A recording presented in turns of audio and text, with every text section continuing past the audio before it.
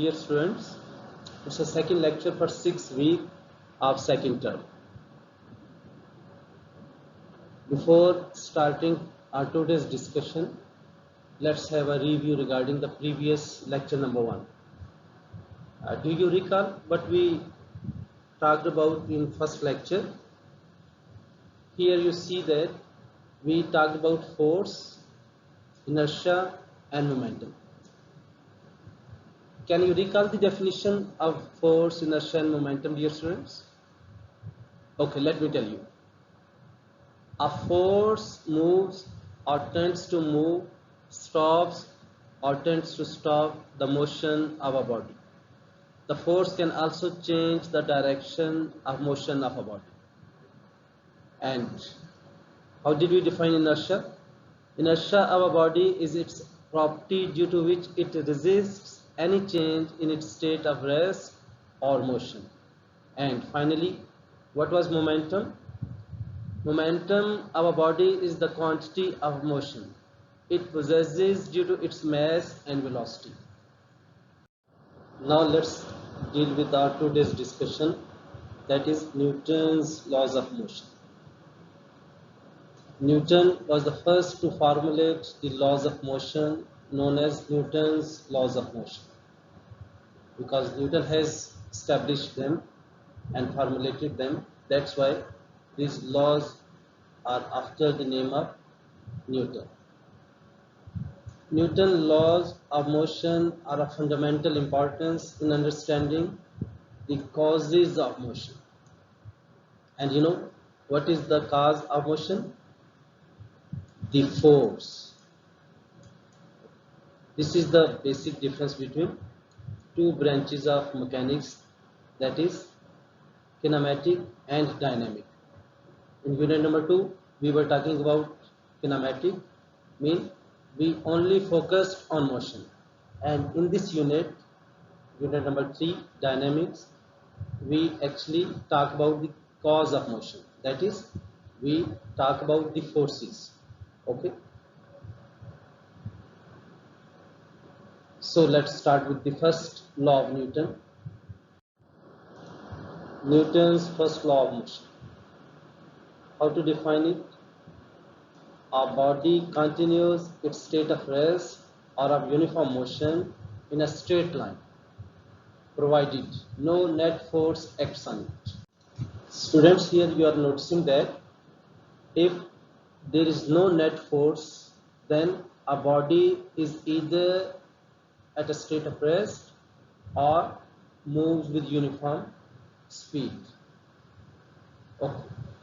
Since Newton's first law of motion deals with the inertial property of matter, therefore, Newton's first law of motion is also known as law of inertia. Mean this statement, it is either called Newton's first law of motion or law of inertia. And why do we call the Newton's first law of motion as law of inertia? Because it deals with the fundamental property of matter. Mean a body, if there is no net disturbance force is there, a body is either at rest or moves with uniform speed. That is, without net forces, the body is having zero acceleration, and zero acceleration ensures that either body is at rest or moves with uniform velocity or speed. First law of motion deals with the bodies which are either at rest or moving with uniform speed in a straight line. According to Newton's first law of motion, a body at rest remains at rest, provided no net force acts on it. This part of law is true as we observe that objects do not move by themselves unless someone moves them. For example, a book lying on a table remains at rest as long as no net force acts on it. It means that it is the intrinsic or natural property of a material to be either at rest, or if the body is moving, the body should move with uniform speed. And from this very example here, you can have a number of instances where you notice that without external impressing a force, if a body was at rest, it remains at rest. Now come to the second part of the law, that is, a moving object does not stop moving by itself. For example, a ball rolled on a rough ground stops earlier than that rolled on a smooth ground. It is because rough surfaces offer greater friction. Friction, it's a kind of force, and it's a resistive force, or you can say it is a dissipative force. If there would be no force to oppose the motion of a body, then the moving body would never stop. Now, let's have some more examples from daily life so that we would be having more appreciation regarding this law of inertia. Here we have observed that the passengers standing in a bus fall forward when its driver applies brakes suddenly. This is the first observation. You might have observed such a process, such a simple natural phenomenon. What's the reason behind it? Again, the law of inertia. It is because the upper part of their bodies tend to continue their motion while lower part of their bodies in contact with the bus stop with it. Hence they fall forward. So you are noticing that physics is acting everywhere. It is observed everywhere with every physical object, with every physical phenomenon. So here there is an inquiry. When a bus takes a sharp turn, passengers fall in the outward direction. Again, you might have observed this phenomenon. Why is it so? It is due to inertia that they want to continue their motion in a straight line and thus fall outward. Again, you are noticing that suppose a car is moving in a straight line, and if it takes a sharp turn like this, then you notice that a person who is sitting in a bus or car wants to go in a straight path, and actually car takes turn, and you are noticing that a person, because of having the inertial property, mean it wants to move in a straight path, it actually curved out, it bends out. Okay, so this simple phenomenon represent the inertial property, or you can say the in accordance with the first law of inertia. Now it's turn to talk about the Newton's second law of motion. The basic difference between the first law of motion and second law of motion is that first law of motion hold good in the absence of external net forces, or you can say in the absence of disturbance forces. If there are net forces, then what are the consequences of it? This is the basic theme of the Newton's second law of motion. So let's first state it. What is the statement of Newton's second law of motion? This is given here. When a net force acts on a body, it produces acceleration in the body in the direction of the net force. The magnitude of this acceleration is directly proportional to the net force acting on the body and inversely proportional to its mass. Students, let's have its mathematical form. If a force produces an acceleration in a body of mass m, then we can state mathematically, we can state Newton's second law of motion mathematically as follows. As you notice that whenever a net force is acting on a body, an acceleration is generated. So here you notice that the acceleration is directly proportional to the net force. This is represented by this equation number 1. Acceleration is proportional to force.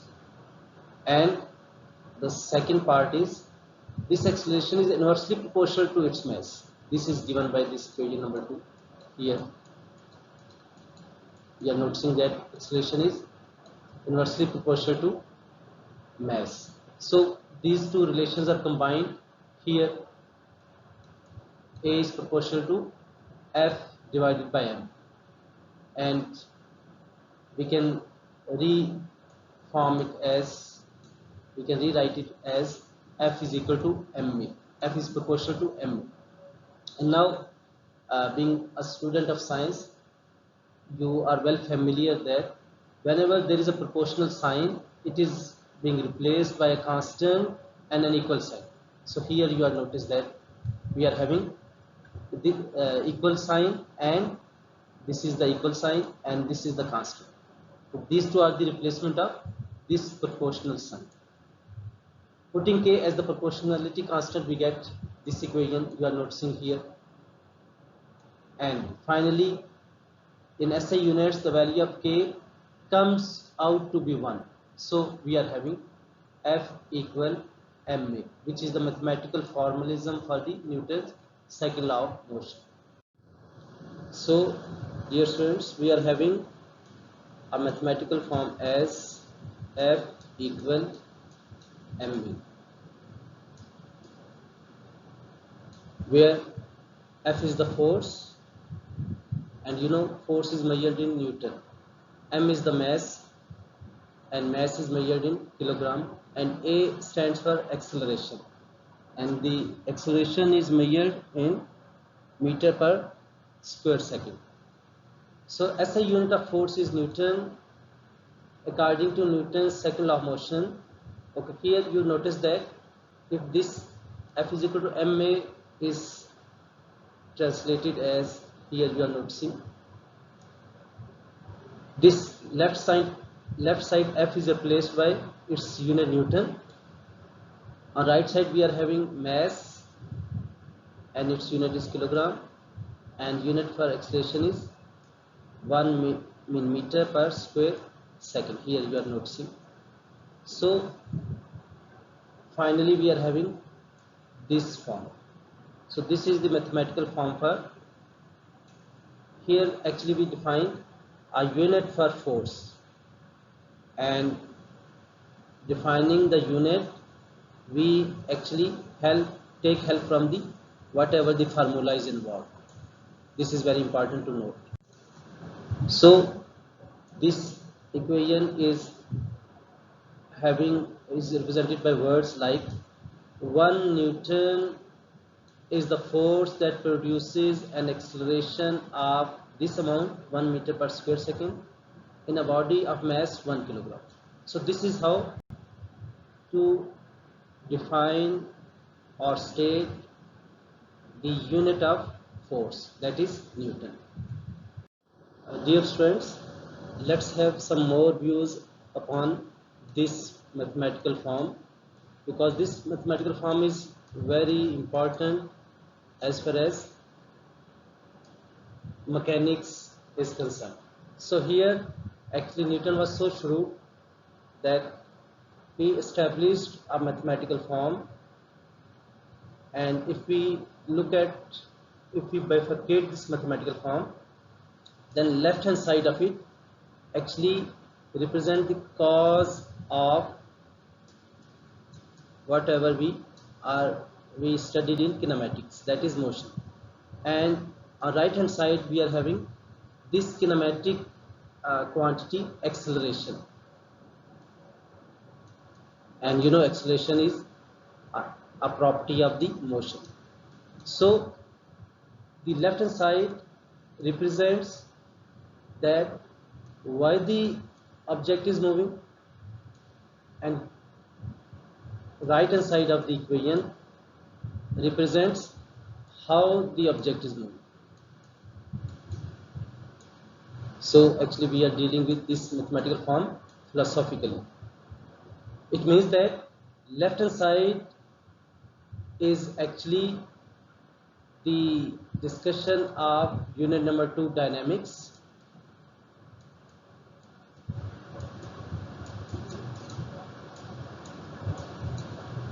unit number 3, this unit which is under discussion, and right hand side is actually the discussion of kinematic, which is the unit number 2.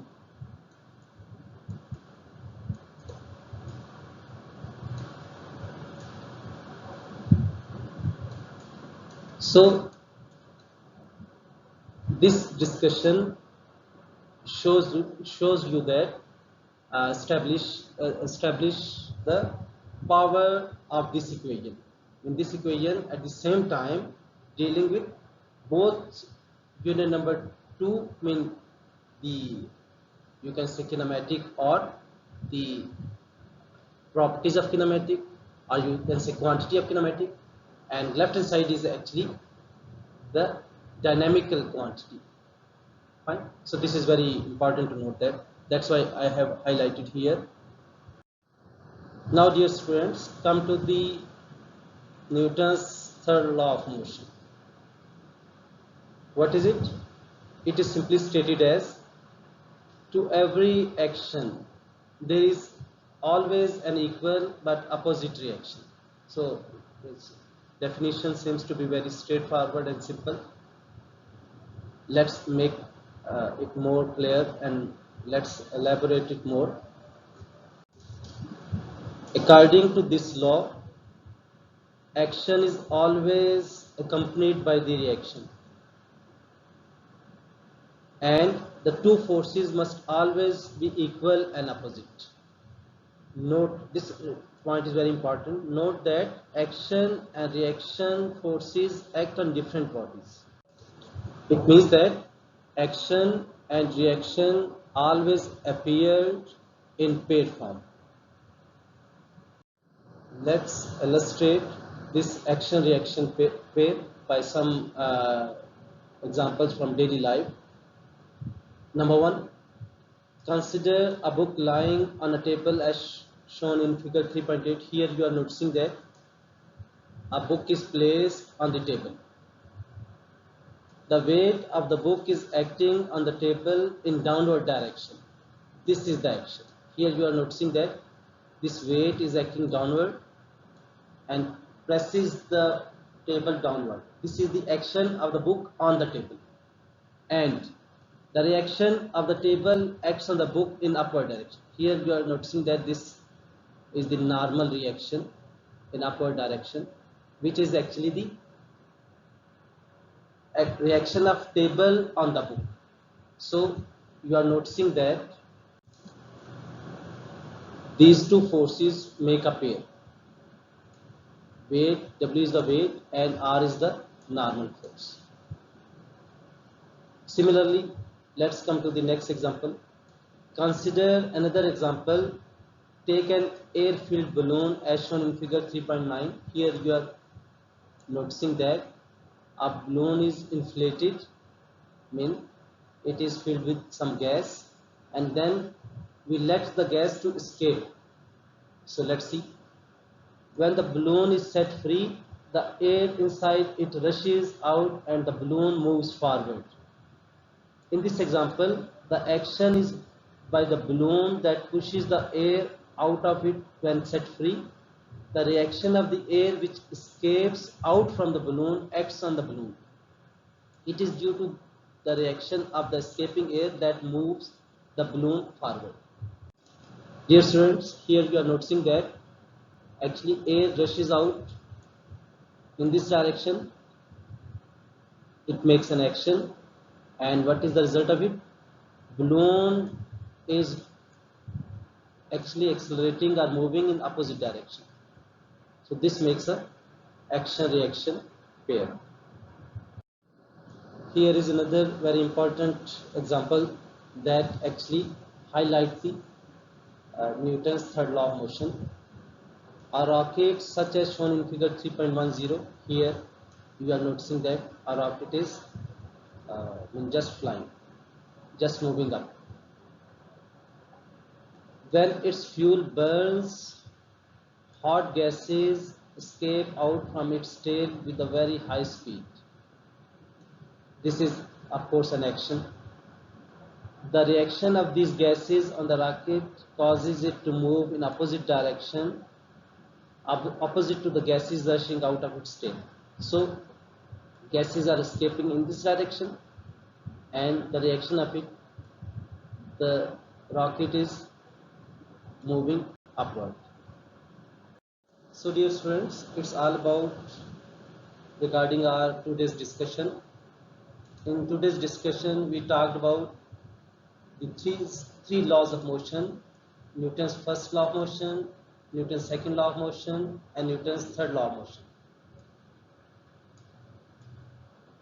Okay. Can you recall the simple statements of the Newton laws?